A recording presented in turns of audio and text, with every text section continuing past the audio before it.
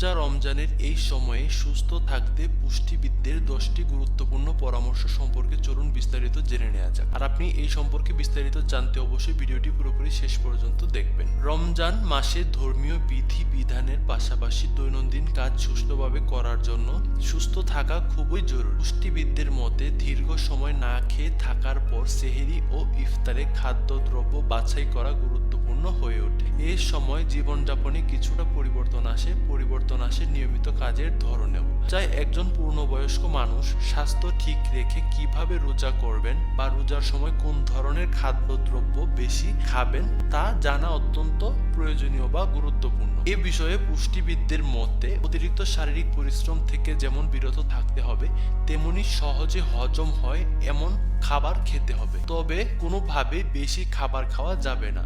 পুষ্টিবিদদের মতে রোজায় পানি জাতীয় খাবার খেতে হবে বেশি বেশি, তবে এর মধ্যে বিশুদ্ধ পানি ও মৌসুমী ফলের রস বা ফলের জুসই বেশি খেতে হবে। পুষ্টিবিদদের মতে ইফতারে ঘরে তৈরি খাবারই বেশি নিরাপদ, তাই বেশি তেলে ভাজা বাইরের খাবার বা ইফতার শরীরের জন্য যেহেতু ক্ষতিকর, তাই এগুলো খাওয়া থেকে বিরত থাকুন।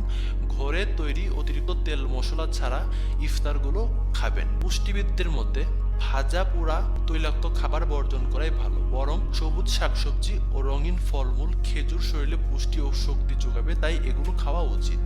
রোজায় সুস্থ থাকতে পুষ্টিবিদদের গুরুত্বপূর্ণ 10টি পরামর্শ হলো: ভাজা পোড়া খাবার নয়, অর্থাৎ ভাজা পোড়া খাবার খাওয়া যাবে না। খেতে হবে মাছ, ডাল, ভাত, এগুলো আদর্শ খাবার। ভোর রাতে সেহরির সময় গরুর মাংস এড়িয়ে মুরগির মাংস খেলে সবচেয়ে ভালো। শাকসবজি, ডাল, রঙিন ফলমূল, মাছ এবং চর্বি ছাড়া মাংস শরীরের জন্য ভালো, তাই এগুলো খেতে হবে বেশি বেশি। তবে শাকসবজির পরিমাণটা অবশ্যই বেশি রাখতে হবে খাদ্য তালিকায় কি থাকবে? পানি, ফল, চিরা, রুটি, ভাত, সবজি, ফল, ডাল, ডিম, হালকা খিচুড়ি খাওয়া যেতে পারে। এসব খাবার শরীরে শক্তি বাড়ায়, সতর্ক হয়ে খেতে হবে। মাঝে মধ্যে ইফতারির পর হালকা কম তেলযুক্ত তেহরি খাওয়া মন্দ নয়, তাই এই খাবারটি খেতে পারেন। নিয়মিত খাবারকে গুরুত্ব দিতে হবে। পুষ্টিবিদদের মতে নিয়মিত যেসব খাবার খান রোজার সময়েও সেইগুলোই আপনার জন্য যথেষ্ট, তবে সারাদিন রোজা পালন শেষে পানি খেতে হবে পর্যাপ্ত পরিমাণ। এক্ষেত্রে কমপক্ষে 8 থেকে 10 গ্লাস অর্থাৎ 2.5 থেকে 3 লিটার পানি পান করা উচিত। শারীরিক পরিশ্রম কমানো ও শান্ত থাকা। রোজার সময় অতিরিক্ত শারীরিক পরিশ্রম থেকে বিরত থাকতে হবে। একেবারে অলস থাকা যাবে না, কেননা একেবারে অলস থাকা শরীরের জন্য ক্ষতিকর। তাই অন্য কিছু পারা যাক বা না যাক, অন্তত 15-20 মিনিট করে ধীরে ধীরে হাঁটার চেষ্টা করুন, সহজে যাতে হজম হয়। পুষ্টিবিদদের মতে রোজা পালনকারী ব্যক্তিকে বুঝতে হবে কোন খাবারগুলো সহজে হজম হয়, এসব খাবারকে বেশি গুরুত্ব দিতে হবে। যেসব খাবার হজমে সমস্যা করে সেই খাবারগুলো না খাওয়াই উত্তম বা ভালো। একেবারে বেশি খাবার থেকে বিরত থাকতে হবে। অতিরিক্ত খাবার খাওয়া যাবে না। ফল ও সবজি দিয়ে পরিমাণ মতো ইফতার করা যেতে পারে। খেতে পারেন খেজুর। অতিরিক্ত তেলে ভাজা বা ভাজা পোড়া জাতীয় খাবার থেকে বিরত থাকুন। খাবার কিভাবে খাবেন?